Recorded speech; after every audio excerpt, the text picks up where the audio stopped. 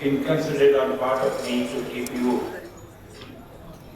away from the felicitation function which you are looking forward to Ashutosh. We are all here because of love and respect for him, his contribution to the field as well as his continued contribution and motivation to the younger faculty.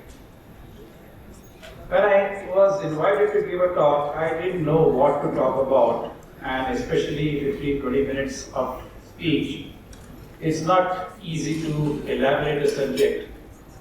But I thought this is a time now for us to go back and see what we need to work on. And in fact, the theme did talk about innovation and sustainability.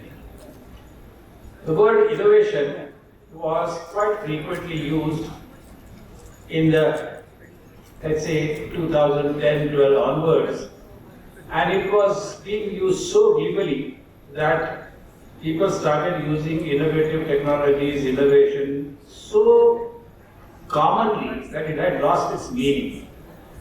So very similar to other organizations or systems, somebody thought that it is necessary for us also to categorize innovation. Especially this became very important when number of awards were selected and given to identify innovation and innovative contribution.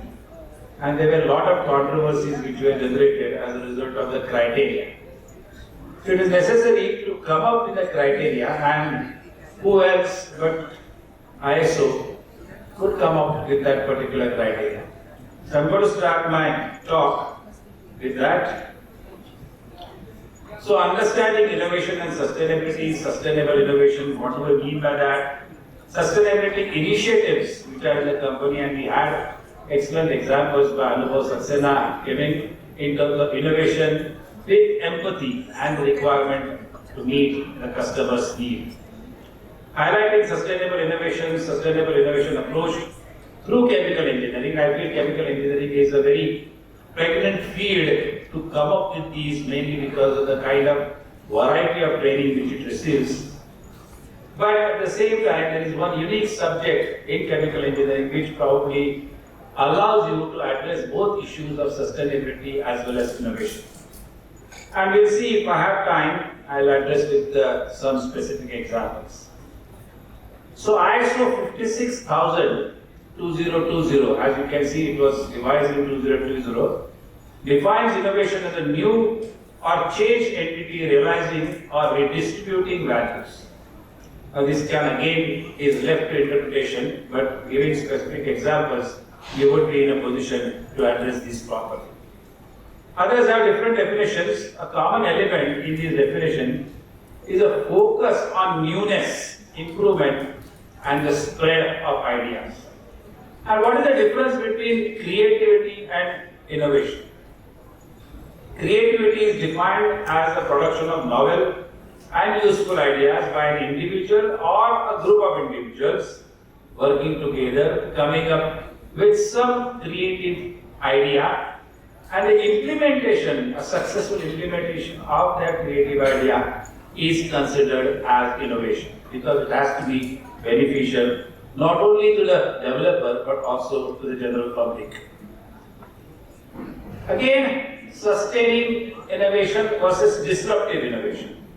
Sustaining innovation is those incremental improvements which keep on happening and based in the product or services which requires a customer input, as was pointed out by Anubhav Saxena in terms of creating a dispenser for the glue to serve the Zardozi carriers.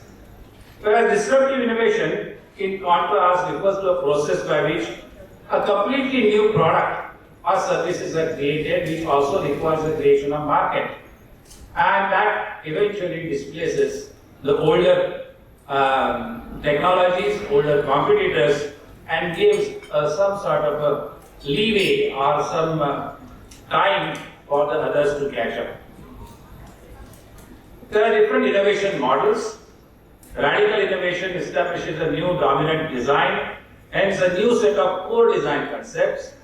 Incremental innovation, as I had said earlier, refines and extends an established design. Architectural innovation that involves only the relationship, change in the relationship between them, so basically change in the core design concept. Modular innovations again only in the core design concept for the same technology. There are many others in terms of social innovation, religious innovation, and other sustainable innovations. Sustainability. Now this is a very, I would say, a question which needs to be answered in multiple ways. First, we need to understand sustainability has to be associated with the period, with some timeline. We cannot just say that things are going to be sustainable. Sustainability is usually defined as meeting the needs of the present without compromising the ability of future generations. Now, depending upon who you ask this particular question, what is your question or what is your answer to a sustainability? If you ask this on a street beggar, he will say that, sir, aaj ka ghar ka khana ho jayega, I have sustained myself, though then sustainability is good enough for me. You go and ask the same question to a CEO of a company, he says that I have to show improvement in 1 quarter. So my quarter, so that I will survive next time. So the sustainability time period for a CEO is a quarter. Similarly, if you ask a question to a politician, he is likely to answer you, give me a period of 5 years. If I can sustain myself for 5 years, then I will get re-elected again. So one must understand that when you are developing something, what happens is every few decades a completely new innovative set of ideas come out, and as a result of it, it is not possible to have a sustainable innovation or sustainability which is going to be everlasting. So in different aspects, social equity, preservation of nature, and economic prosperity. These three need to be taken into account when we are addressing the issue of sustainability. Keeping everything in one basket and everything is judged on the basis of GDP of a nation is not going to be enough, because at some point of time there are going to be limits to growth. As thermodynamics second law tells us that if you are going to go on growing, you are bringing order from disordered material, raw materials to a product. Disorder has to increase somewhere as per second law of thermodynamics, and this disorder manifests itself in the form of vagaries of nature. The predictability in nature becomes random, becomes unpredictable, so that is how the entropy or the chaos in the system, in the nature, increases. Sustainable development is setting a rule for new solutions which will lead us a better future. Always is the issue with innovation as well as creativity. This is the famous Einstein's quote: we can't solve problems by using same kind of thinking we used when we created them. I'm never tired of reciting this again and again. Sustainable solutions are not possible without innovation. In our case today, the natural resources have been exploited at such a level, it is high time for us to look at the waste which we are generating as the next resource, and majority of the innovations which we need to come up with is how to use or reutilize that particular waste again to sustain ourselves for the future as well as meeting the needs of our future generations.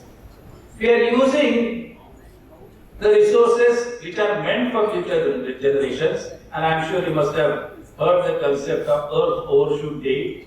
Earth Overshoot Day is depending upon how much energy the country receives and what energy the country uses in a year.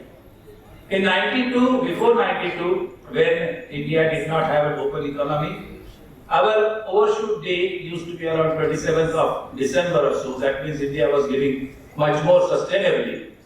Whereas today, the overshoot day for India is around 27th of July. That means next 5 months of utilization of resources, we are borrowing it from the next year again, 5 months after next year. So at some point of time, the future generation is going to ask us, they are not born yet, but they are going to ask us, why did you use the resources which were meant for us without asking us? They are not there. We need to be very careful how we use those resources. And that's why I'm saying reusing the waste is going to be next innovative solutions which we need to look at. Sustainable innovation, there is no precise or established definition. It can be considered as economic development as a creation of private and social wealth to ultimately eliminate harmful impacts on ecological systems, human health and communities wherever is needed, and different countries have different, let's say, levels of intensity requirement in all of this. So in terms of sustainability consideration, idea generation through research and development and commercialization of the same is extremely important.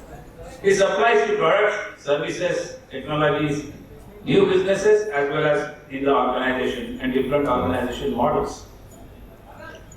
Level 1 of sustainable innovation is incremental, small, progressive improvements to existing products.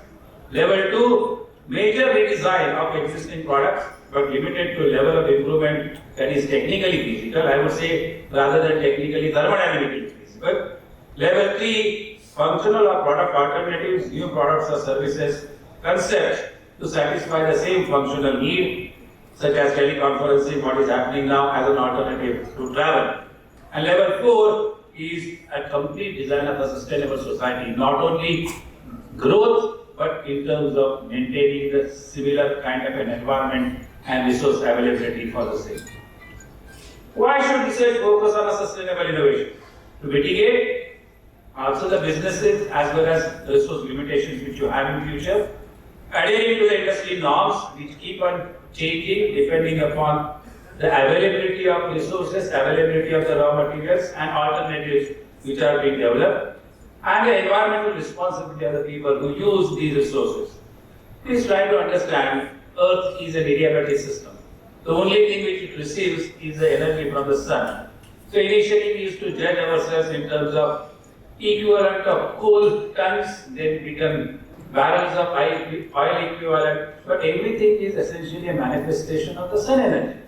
So now there comes a point we have to look into two additional terms, exergy, that is the quality of energy which we use to carry out this transformation, and emergy, essentially equivalent solar energy which has been used to carry out this transformation. Now these two concepts will definitely address the issue of sustainability.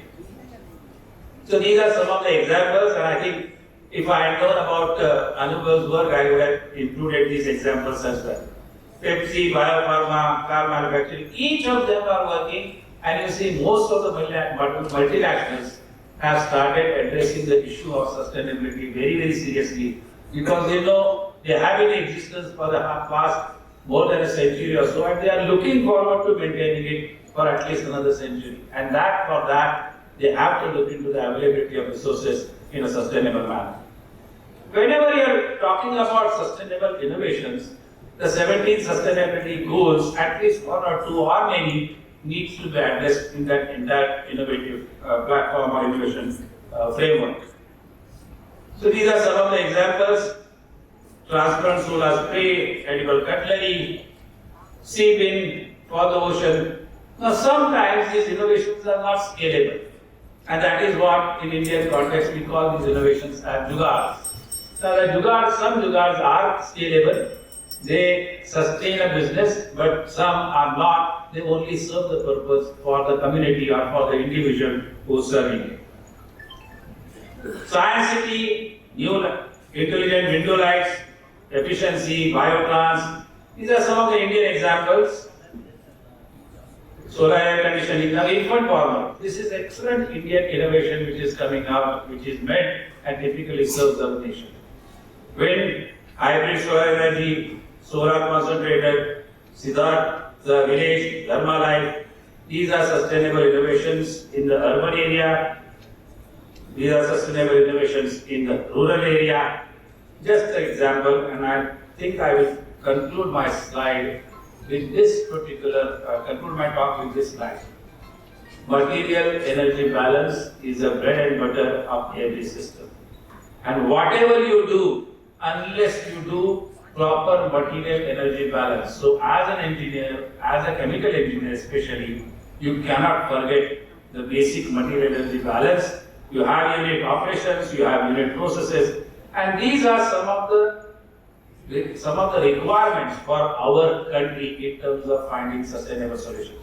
soil productivity, crop food storage, water cleaning, Swachh Bharat Abhiyan, and waste management and utilization. I will stop here, and I think if you have any questions, I don't think there is time for that. But sorry for extending by a couple of minutes, but that's all there is from my end. Thank you.